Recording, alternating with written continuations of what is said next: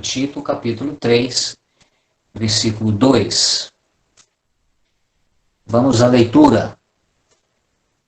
Que a ninguém infamem, nem sejam contenciosos, mas modestos, mostrando toda a mansidão para com todos os homens. Porque também nós éramos, noutro tempo, insensatos, desobedientes, extraviados, servindo a várias concupiscências e deleites, vivendo em malícia, inveja, odiosos e odiando-nos uns aos outros. Mas, quando apareceu a benignidade e o amor de Deus, nosso Salvador para com os homens, não pelas obras de justiça que houvéssemos feito, mas segundo a sua misericórdia, nos salvou pela lavagem da regeneração e da renovação do Espírito Santo, que abundantemente Ele derramou sobre nós, por Jesus Cristo, nosso Salvador, para que, sendo justificados pela sua graça, sejamos feitos herdeiros, segundo a esperança da vida eterna. Fiel é a palavra, e isto quero que deveras afirmes, para que os que creem em Deus procurem aplicar-se às boas obras. Estas coisas são boas e proveitosas aos homens. Mas não entres em questões loucas, genealogias e contendas, e nos debates acerca da lei, porque são coisas inúteis e vãs. Ontem nós consideramos, olhando para esta carta, o versículo 1 do capítulo 1, observando ali um mandamento de Deus para a sua igreja, o seu povo, em relação aos compromissos com o Estado. O versículo 1 trata o crente como um cidadão. Hoje nós vamos considerar a partir do versículo 2 e vamos perceber que a abordagem é outra, mas continua a ideia de educação, de ética cristã e educação que Deus reservou para o seu povo. O versículo 2, ele nos ensina sobre qual deve ser o nosso comportamento com as pessoas em geral, de forma geral. Parte do versículo 2 diz, dando provas de toda a cortesia para com todos os homens. Então, o meu comentário será a partir desta expressão, para com todos os homens. Então, versículo 2, indo até o 9 que lemos, nós encontramos desses versículos a educação de Deus para o seu povo, no tocante ao nosso relacionamento, ao nosso trato com as pessoas de modo geral. E nós percebemos que os versículos que lemos, ele chama a nossa atenção, ele fecha o foco e chama a nossa atenção, querendo o nosso cuidado em relação aos pecados verbais. Então, a preocupação é com o nosso relacionamento, de forma geral, mas especificamente na forma como nós usamos o órgão da nossa fala, a forma como nós usamos as nossas palavras. E a preocupação de Deus é que o desejo de Deus é que nós não incorramos nos pecados verbais. Eu digo pecados verbais porque são pecados praticados com a língua, são pecados praticados com o órgão da fala. E os pecados verbais são tão graves quanto os outros pecados. Depois você pode fazer isso. Faça uma comparação, uma leitura e uma comparação em Colossenses 3, Se quiser, por hora, só anotar a referência, para depois você fazer essa leitura comparativa. Colossenses capítulo 3, você vai ler 2 versículos e compará-los. Versículo 5, fazer morrer a vossa natureza terrena. E o versículo 8, despojando-vos igualmente de tudo isso. Você vai perceber que o versículo 5 fala de pecados sexuais, e o versículo 8 fala de pecados verbais, pecados praticados com a língua, com o órgão da fala. Então, o versículo 5 diz, fazer morrer a vossa natureza terrena. No versículo 8, despojai-vos igualmente de tudo isto. Então, ele vai citar ali os pecados verbais no versículo 8. Então, notem que, da mesma forma como a palavra de Deus nos recomenda a mortificação da nossa carne, e o versículo 5 trata especificamente dos pecados sexuais, no versículo 8, despojai-vos, diz o versículo 8, despojai-vos igualmente. Então, do mesmo modo, como devemos mortificar a nossa natureza terrena, igualmente devemos despojar-nos dos pecados que podem ser praticados com a língua. Então, por isso estou dizendo que os pecados verbais são tão graves e importantes quanto os pecados sexuais. Então, a palavra de Deus, a partir do versículo 2 de Tito, voltando para o nosso texto base, até o versículo 9, então está pensando especificamente nesses pecados. No trato com as pessoas, no nosso relacionamento com as pessoas, devemos ter muito cuidado na forma como nós usamos o órgão da nossa fala.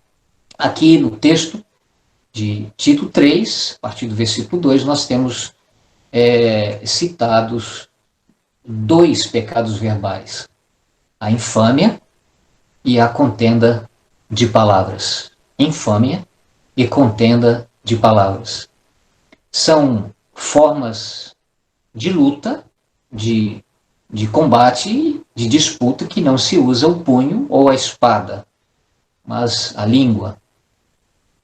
Porém, as consequências dos pecados praticados com a língua, são igualmente sérias. Basta fazermos uma leitura de Tiago, capítulo 3, o capítulo 3 de Tiago, ele vai tratar também desse assunto. A necessidade que o crente tem de fazer uma boa administração do órgão da sua fala. E ali em Tiago 3, nós temos consequências muito sérias, muito graves em relação aos pecados verbais.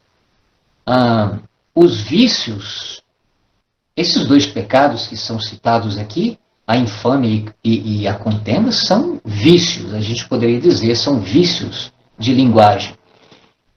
E os vícios da infâmia, os vícios da contenda, que são nascidos do orgulho e da severidade, devem ser combatidos com a prática de virtudes. É muito interessante isso. Se, por um lado, a palavra de Deus nos recomenda não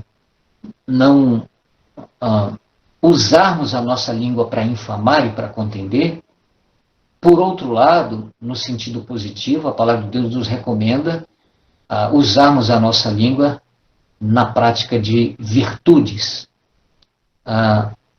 sendo gentis e sendo mansos.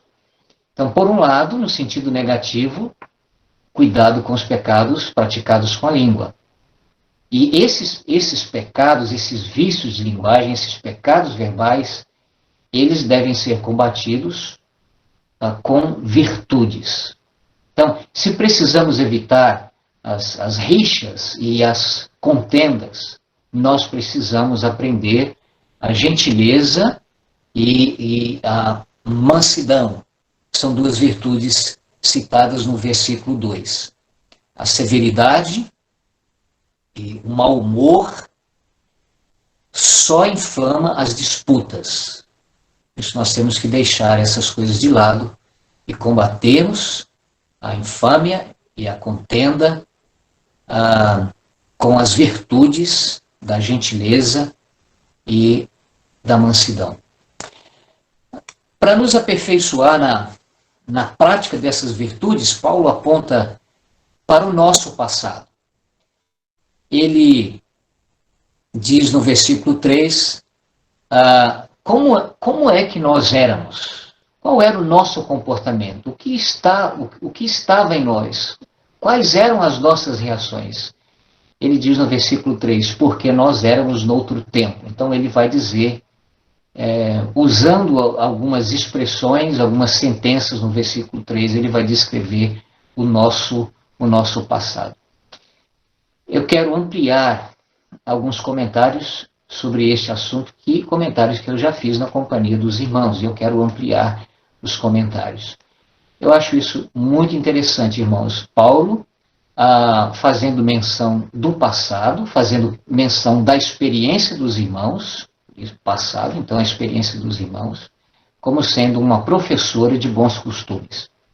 Então, por um lado ele chama a atenção quanto aos pecados verbais. Ele fala da necessidade de sermos gentis e mansos, praticando essas virtudes, e sendo desafiado desta forma, a gentileza e a mansidão na forma de nos relacionarmos, na forma de conversarmos, no trato de uns com os outros, usando a nossa capacidade de falar, se isso é muito pesado para nós, se isso se é pedir demais que tratemos o nosso próximo, seja um irmão, seja um amigo, de forma tão especial, se a gente acha que isso é muito caro, então o argumento que Paulo usa para nos motivar, para nos encorajarmos e desejando aperfeiçoar em nós a prática dessas virtudes, pelo menos essas duas que são citadas aqui, gentileza e mansidão, ele aponta para o nosso passado. A experiência como sendo uma professora de bons costumes. Então, nós éramos noutro tempo. Então ele vai fazer uma descrição muito feia da nossa forma, do nosso comportamento antes da nossa salvação, antes da nossa conversão.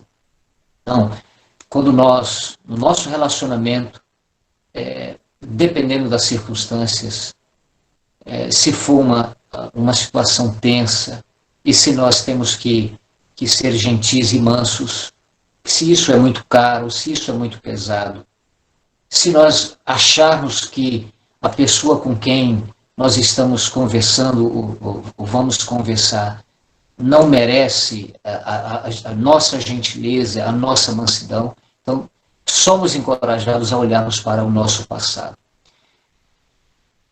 lembrando-nos de como éramos noutro tempo. A experiência como uma professora de bons costumes.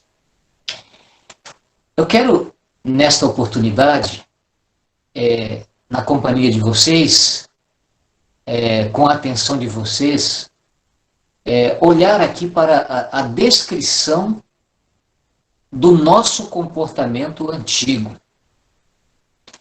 Como Paulo, claro, inspirado pelo Espírito de Deus, como ele escolhe as palavras para descrever o nosso comportamento antes da conversão, o nosso comportamento antigo.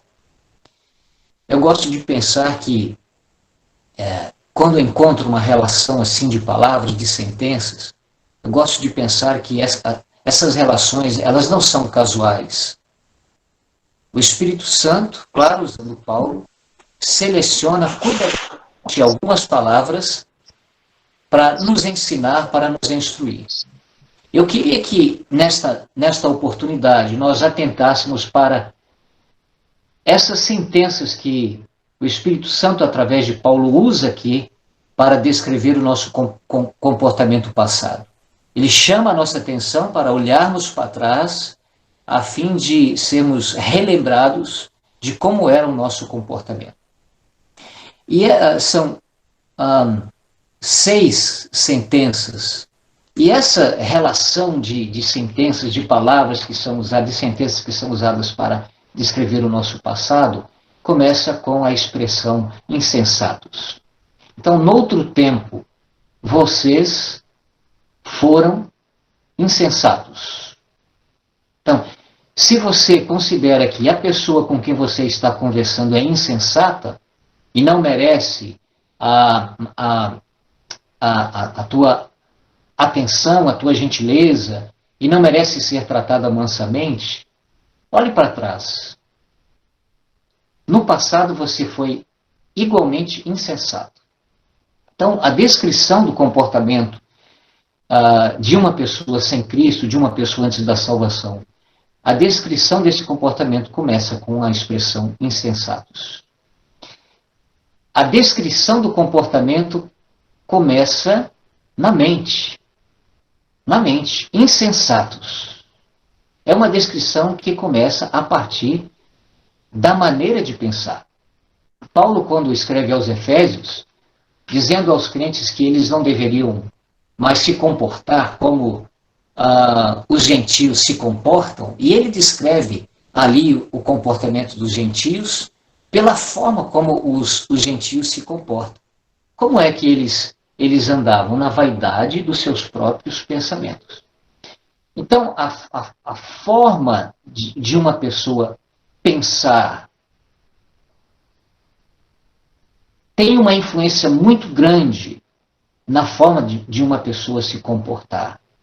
Então, não é sem razão que a descrição de um comportamento sem salvação começa pela mente, pela maneira de pensar.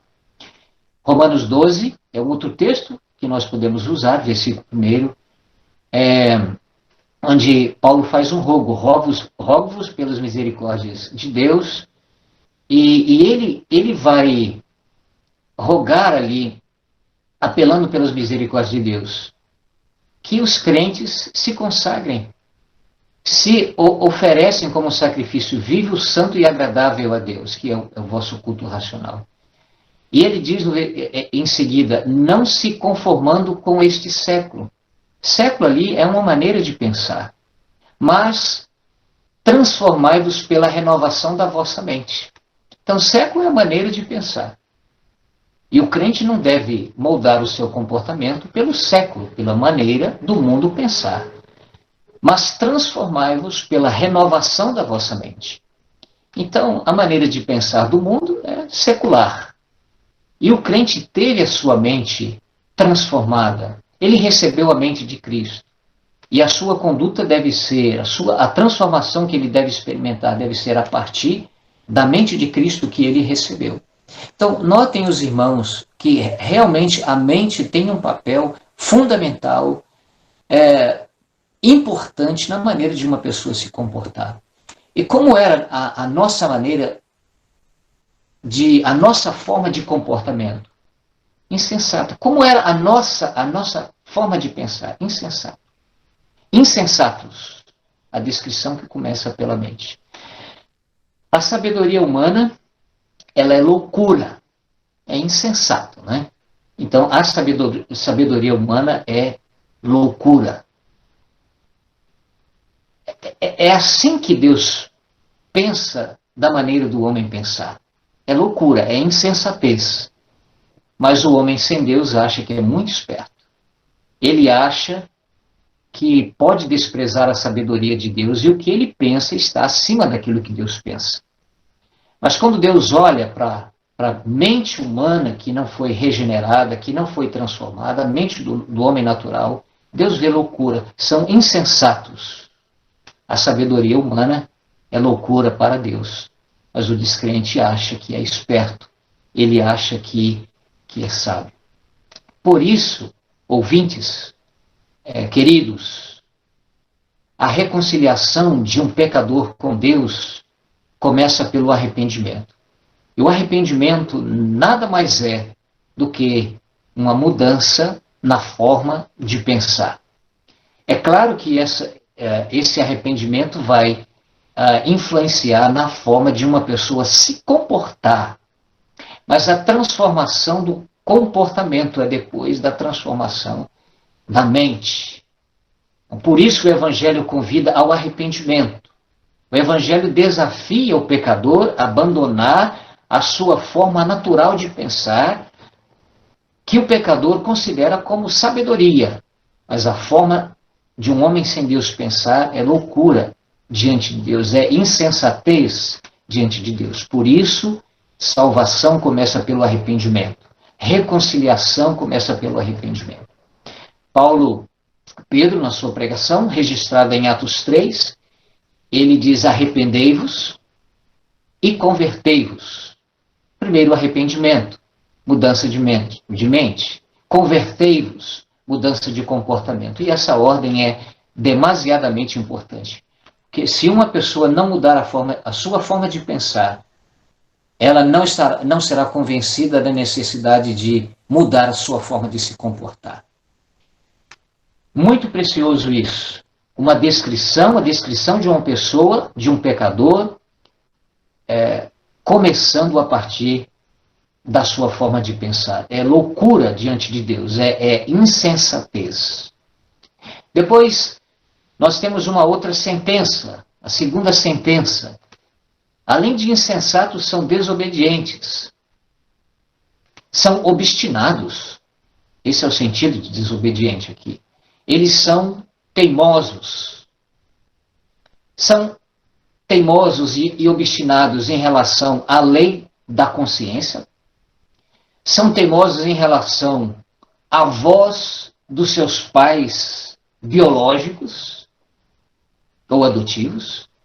Eles são teimosos e obstinados em relação às leis do Estado, quanta delinquência, quanta infração contra as leis que foram estabelecidas para a manutenção da ordem de um Estado, de um país. Mas são teimosos também em relação às leis do Estado, sobretudo são obstinados em relação à lei de Deus, à lei do Criador. Os valores que o Criador estabeleceu para a manutenção da ordem e para o bem-estar da própria criatura. Mas a criatura caída, ela é obstinada, sobretudo, no tocante à lei de Deus. E essa obstinação, ela é consequente da insensatez. É pelo fato de se apegar à sua insensatez, é pelo fato de considerar que a sua forma de pensar é a certa e está sobre a forma de pensar de Deus, é que o ser humano se torna obstinado, ele se torna teimoso, ele se torna rebelde. Então, essa obstinação, ela é consequente da forma insensata de pensar. O salmista escreveu, Salmo 14, versículo 1, diz o insensato no seu coração, não há Deus. Se nós continuarmos lendo o Salmo 14, nós vamos ver as consequências dessa declaração, dessa conclusão que o insensato fez no seu coração, não há Deus. As consequências não são poucas e não são boas. Todos os seus relacionamentos se tornam caóticos por causa dessa conclusão insensata de dizer que não existe Deus. Então, insensatos, desobedientes, e essa obstinação, essa desobediência é consequente da insensatez na sua forma de pensar. Depois temos uma terceira sentença, extraviados, andando fora da vontade de Deus e andando longe da vontade de Deus. E esse afastamento, essa caminhada para longe e para fora da vontade de Deus, não começa no nascimento e não começa depois que a criança atinge, como diz a tradição, eu cansei de ouvir isso, os seus 7 anos de idade. Segundo as Escrituras, esse desvio começa já na sua concepção.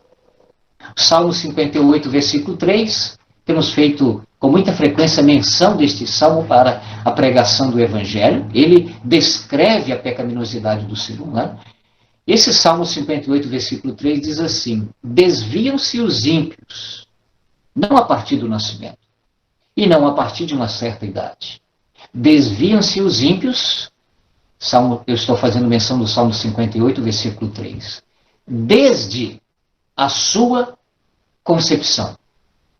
Nascem e logo se desencaminham, proferindo mentiras. Depois do nascimento vêm os desencaminhos, outros desvios, mas já na concepção está sendo gerado uma pessoa desviada da vontade de Deus, uma pessoa que vai caminhar, após o nascimento, evidentemente, para longe, mais longe da vontade de Deus. Esta é a condição de uma pessoa sem Cristo. É a condição de uma pessoa que ainda não experimentou a regeneração, não experimentou a salvação citada nos versículos que lemos hoje em Tito, capítulo 3. Extraviados, para longe da vontade de Deus, para fora da vontade de Deus, e esse desvio começa já na concepção do ser humano. E é um desvio consequente da insensatez. Nascem e logo se desencaminham proferindo mentiras. É um desvio consequente também da insensatez.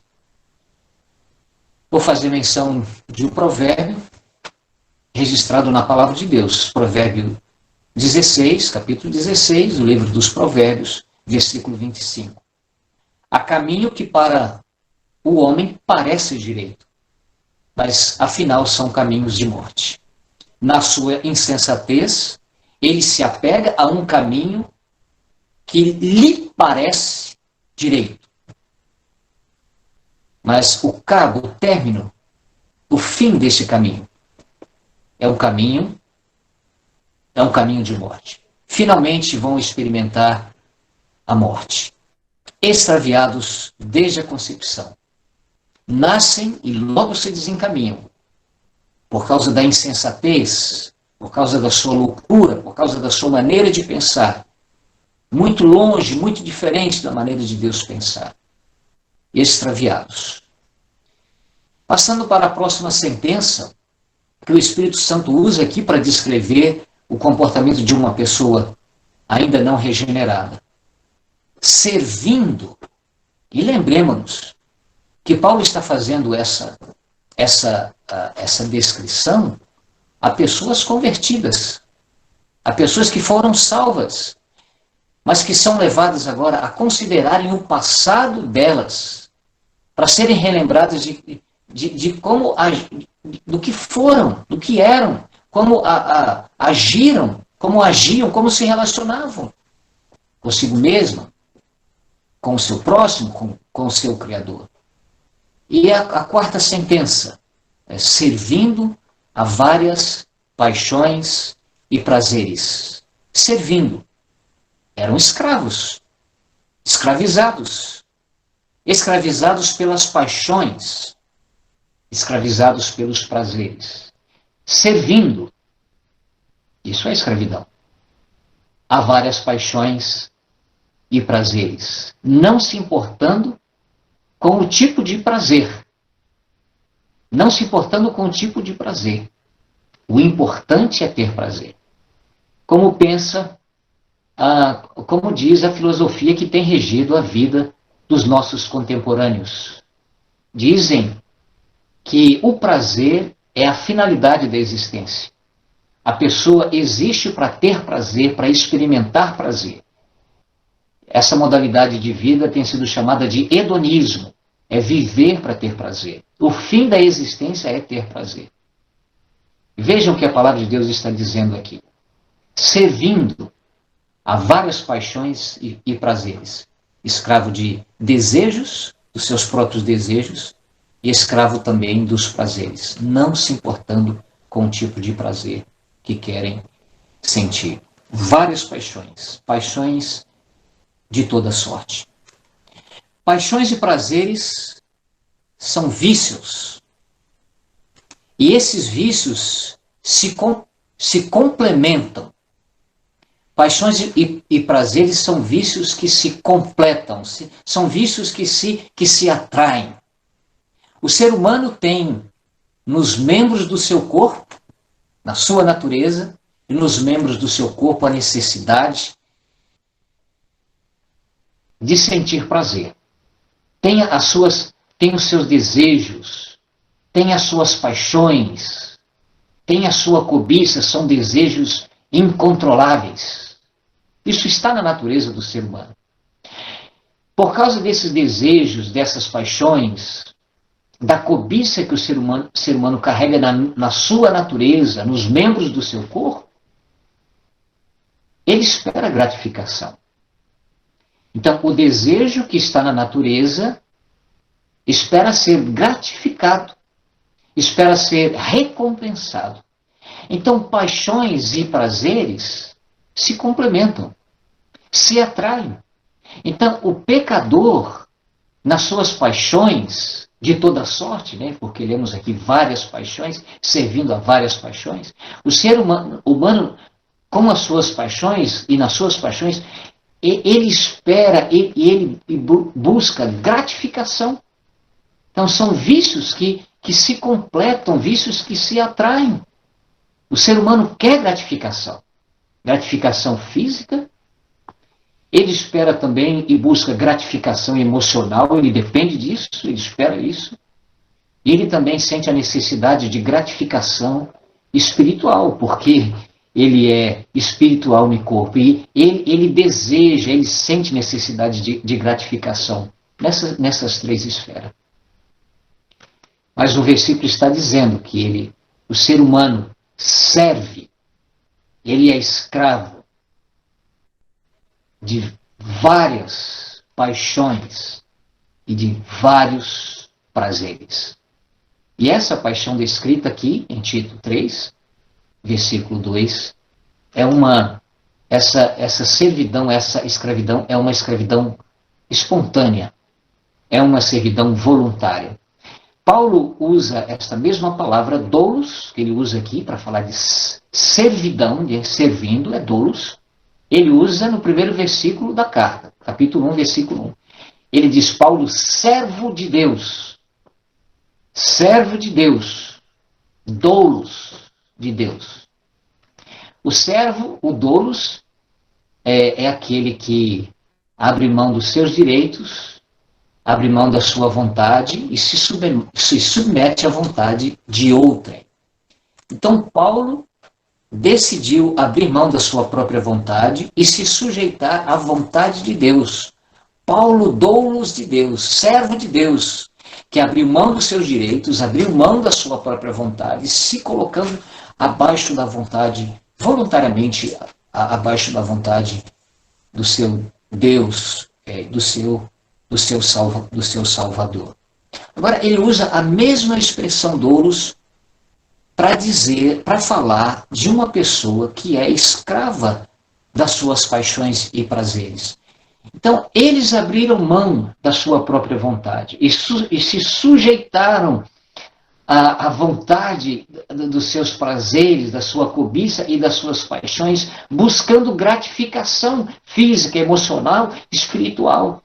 São escravos voluntários dos seus desejos e das suas paixões. É alguém que está permanentemente em servidão, em sujeição a um mestre. E neste caso, o pecador se põe como servo dos seus próprios desejos e das suas próprias paixões.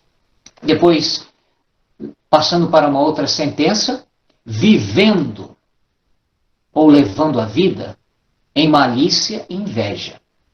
Levando a vida, vivendo, não é simplesmente um fim de semana, um tempo de feriado, de férias, mas é um estilo de vida, é uma modalidade de vida, vivendo em malícia e inveja. Então, levando a vida em malícia e inveja. A malícia e a inveja são vícios também. A malícia, descrita aqui, é uma disposição interior para o mal. A malícia aqui não é simplesmente uma travessura casual. Alguém que se descuida e num minuto, em alguns minutos de descuido, agiu com malícia, foi malicioso. Não, não é. Não é uma malícia, uma travessura casual. Essa palavra tem um sentido mais profundo, mais importante. A malícia aqui é uma disposição interior para o mal. Isso está no ser humano. Isso está entrelaçado na sua natureza caída, na sua natureza de pecado, a malícia. O ser humano, ele é potencialmente malicioso, vivendo em malícia. A inveja, que vem logo após a malícia, pode ser a manifestação mais destrutiva da malícia. Então, a malícia está na natureza do ser humano. O ser humano é malicioso. E essa malícia, ela pode se manifestar de várias formas, de várias maneiras, em várias modalidades de pecado. Mas o Espírito Santo escolhe um pecado. Ele escolhe a inveja. Vivendo em malícia, inveja. E a inveja, ouvinte, pode ser a manifestação mais destrutiva e mais cruel da malícia. É a forma mais violenta e mais destrutiva em que a malícia pode se manifestar. O invejoso é a pessoa que não tem bons olhos para o seu próximo, que não tem bons olhos em relação ao seu semelhante. Seja por causa do que o seu semelhante é, ou seja, pelo que o seu semelhante tem. Mas ele inveja o seu próximo, não porque precisa, não porque não tenha o suficiente para viver. Ele inveja porque a malícia está enraizada no seu coração. Vivendo em inveja, vivendo em malícia, levando a vida em malícia e em inveja. A malícia se manifestando de forma tão destrutiva. Percebam que a palavra inveja, esse termo inveja, carrega na sua escrita o seu significado em português. Inveja. É só a gente separar essa raizinha. Né? Separa aí. Põe um traço, depois veja. Isso pode ser percebido também em espanhol. Né? Inveja, invidia. Invidia. Em latim também, invidia. E chegou para o nosso português, inveja. Então nós podemos separar assim. Separamos essa raizinha, colocamos um traço e à frente, veja. Percebam que o significado de inveja está na forma de escrevermos. Inveja. Então, nega. Né? Possível. A negação de possível é impossível. A negação de feliz é infeliz. Então, essa raiz, ela serve para negar alguma coisa. Então, inveja. Veja, olhe, mire, contempla. Né? De onde saiu também a palavra vídeo. É aquilo que se vê, aquilo que se assiste, aquilo que nós miramos. Né? Então, vídeo vem de ver. Né? Inveja é não ter olhos para o nosso semelhante. É não ter bons olhos para aquele ou aqueles que foram criados à nossa imagem e semelhança. Então, a própria palavra inveja é não ter bons olhos no tocante ao nosso semelhante, é não ter bons olhos para o nosso semelhante. É o contrário de ciúme. Ciúme é não querer compartilhar algo que eu tenho com o meu semelhante. Inveja é não ter bons olhos para o nosso semelhante, seja pela forma dele ser, dele viver, ou seja pelo que ele possui. Então esse é o significado, eu diria o significado popular da palavra inveja, não ter bons olhos para o nosso semelhante. Sempre vê-lo com um olhar ruim. Mas eu quero destacar, e realmente é o que importa, o sentido que o Espírito Santo dá para essa palavra que é traduzido inveja para a nossa língua, para o português. O significado bíblico da palavra inveja é perturbador, porque Paulo não usa a palavra que vem do latim, invidia. Paulo usa uma outra palavra, cuja tradução literal deveria ser corroer, corromper.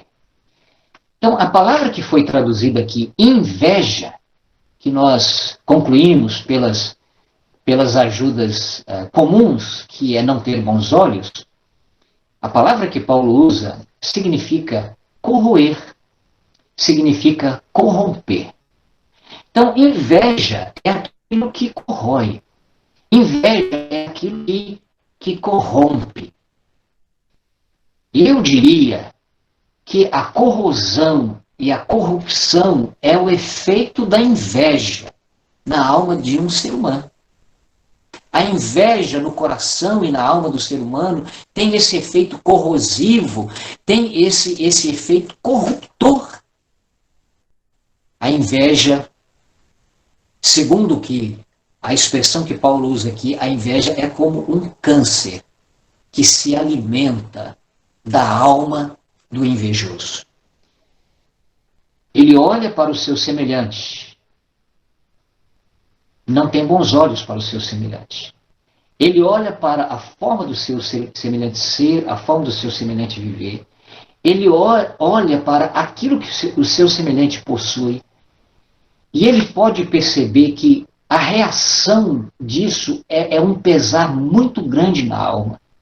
É uma corrosão muito grande na alma. É um mal-estar que ele sente na hora, na sua alma, pela felicidade do seu semelhante. Então, o bem-estar do seu semelhante não lhe causa bem-estar. Pelo contrário, começa a corroer a sua alma, começa a maltratar a sua alma, começa a corromper a sua alma.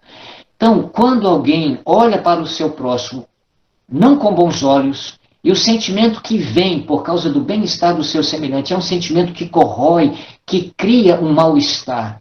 A conclusão é, você está com câncer. Você está com câncer na alma. É o câncer da inveja. E a inveja é um câncer que se alimenta da alma do invejoso. Assim, Paulo descreve a forma dos crentes viverem antes da sua conversão. Como é que os crentes viviam antes de experimentar a salvação? Vivendo, levando a vida em malícia e inveja.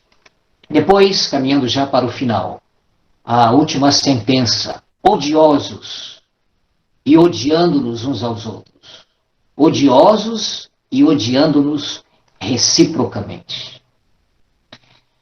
As pessoas sem Cristo são agentes passivos do ódio, como também agentes ativos do ódio. São agentes passivos porque elas são odiadas. E muitas vezes elas fazem para serem odiadas, às vezes sem razão. E às vezes elas fazem para serem odiadas. Então, sendo odiadas, elas são agentes passivas do ódio, são odiadas. Mas elas também elas odeiam, né, sendo agentes ativos do ódio. Fazem para merecer, sendo odiadas, e às vezes não fazem, e são odiadas. Mas elas odeiam também. É o que nós lemos nessa sentença: odiosos e odiando-nos reciprocamente. Segundo a palavra de Deus, a educação que vem de Deus pela sua palavra para nós, ódio é a emoção do homicídio. Ódio é a emoção do homicídio. 1 João 3,15 diz assim: todo aquele que odeia seu irmão é assassino. Vejam a relação de homicídio com ódio. Todo aquele que odeia seu irmão é assassino. O ódio é emoção do homicídio. Mateus capítulo 5, versículos 22 a 24. Ouvistes que foi dito aos antigos, Mateus 5, 21 a 24, eu estou lendo, não matarás. Esta seção vai tratar do homicídio. Não matarás. E quem matar está sujeito a julgamento. Eu, porém, vos digo, o Senhor Jesus Cristo dizendo, que todo aquele que sem motivo se irar contra seu irmão estará sujeito a julgamento, e quem proferir insulto a seu irmão estará sujeito a julgamento de tribunal. Quem lhe chamar tolo estará sujeito a inferno de fogo. A emoção, o ódio se manifestando, a emoção e a questão do ódio aqui, do problema de relacionamento, está sendo citado no contexto, numa sessão que vai tratar de homicídio. E o Senhor Jesus continua dizendo: se pois ao trazeres ao altar a tua oferta, e ali, diante do altar, te lembrares de que teu irmão tem alguma coisa contra ti, deixa perante o altar a tua oferta, vai primeiro reconciliar-te com teu irmão, e então, voltando, faze a tua oferta. O reino de Deus tem as suas prioridades, e uma delas é a reconciliação. Aquele que sabe que alguém tem alguma coisa contra ele, não deve servir a Deus antes de resolver essa questão. Não deve oferecer alguma coisa a Deus antes de oferecer o seu serviço, a sua oferta. Porque uma das prioridades do reino de Deus é a reconciliação. Eu queria que você notasse que esses sentimentos de ira, de insulto, de chamar o próximo de tolo, está dentro de uma sessão que trata do homicídio, porque o ódio é o sentimento, do homicídio. Não me surpreende o fato de Paulo relacionar o ódio logo após citar a inveja. Ele fala de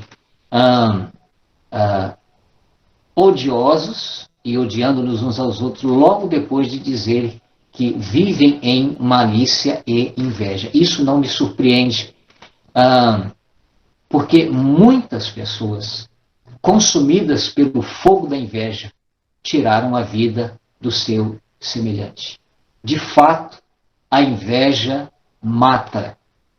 A inveja pode matar, e a inveja tem matado. A inveja mata o invejoso.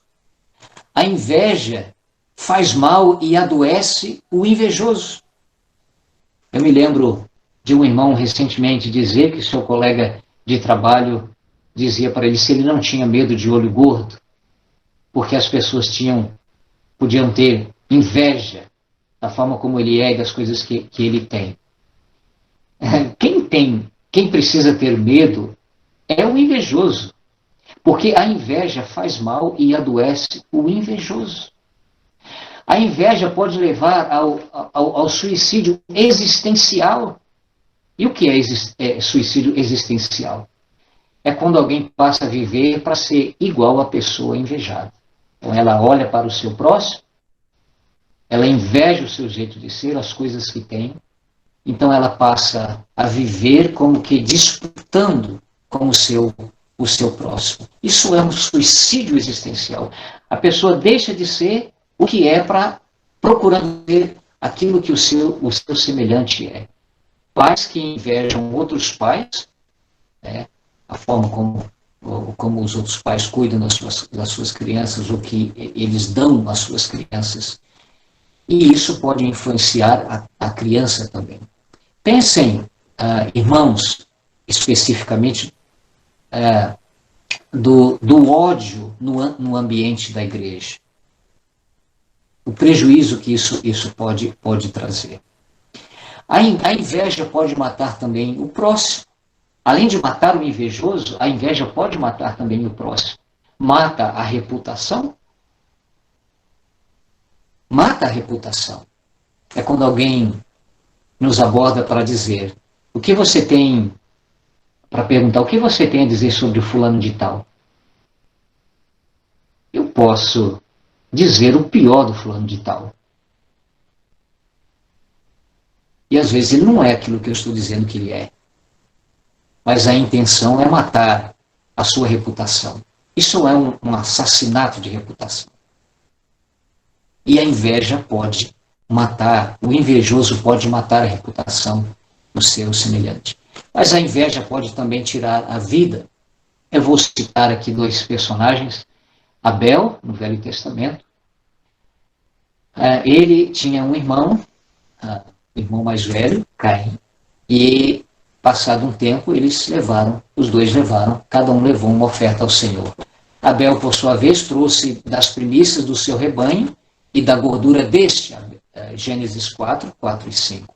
Agradou-se o Senhor de Abel e de sua oferta, ao passo que de Caim e de sua oferta não se agradou.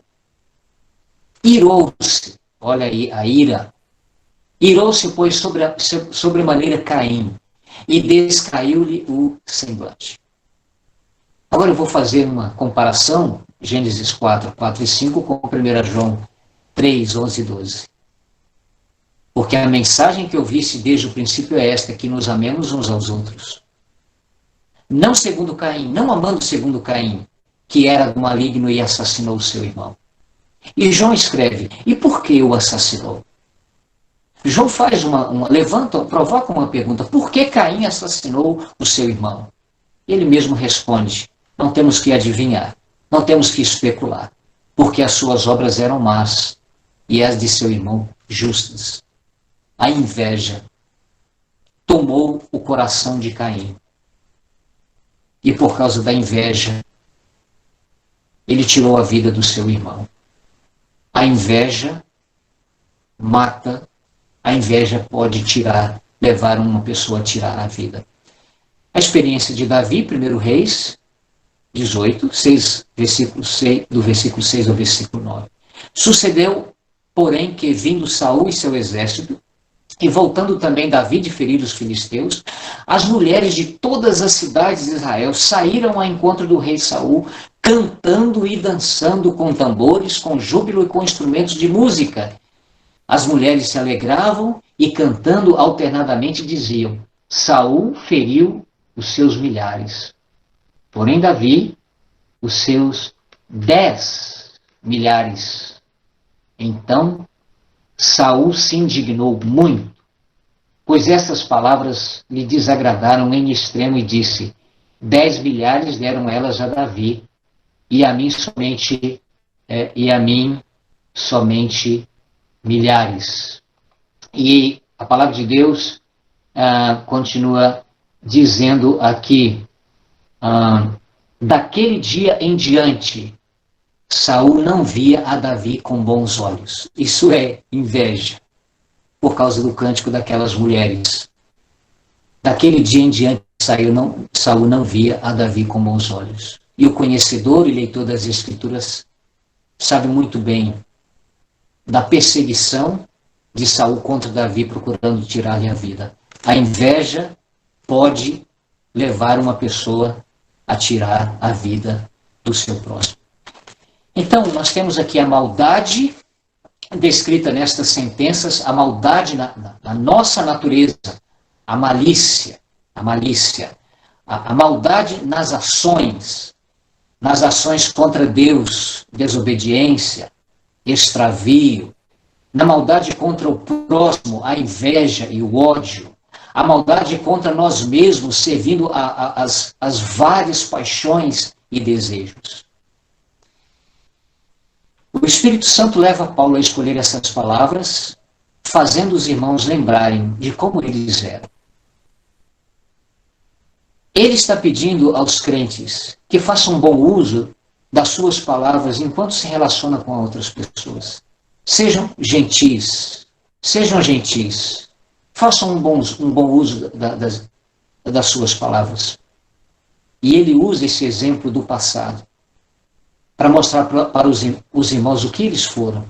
Eles agiram da mesma forma, mas experimentaram a graça de Deus. E os versículos seguintes, depois de dizer que aqueles crentes foram transformados, foram regenerados, foram salvos, os versículos seguintes procuram destacar a graça de Deus. Quem faz alguma coisa pode se gabar disso, porque fez para merecer. Mas se a salvação é por graça, todo o mérito é de quem dá. Então Deus é quem salva. O mérito da salvação é de Deus. Então não sejam vaidosos, não sejam arrogantes, não sejam mal-humorados em relação ao uso da fala enquanto se relacionam com as outras pessoas. Vocês são o que são por causa da graça de Deus. Portanto, sejam gentis, sejam bondosos e façam bom uso do órgão da fala enquanto se relacionam com outras pessoas. Eu finalizo aqui destacando isso. Esta é a educação que Deus deseja para os seus filhos em relação à maneira de conversar com o seu próximo. Olhando para o passado, que nos é apresentado aqui como uma professora, olhando para a experiência, isso vai nos ajudar muito na forma como nós lidamos com os nossos irmãos, com os nossos amigos, até que o Senhor volte. Que Ele mesmo aperfeiçoe em nós essa educação que vem da parte dele. Muito obrigado pela tua atenção.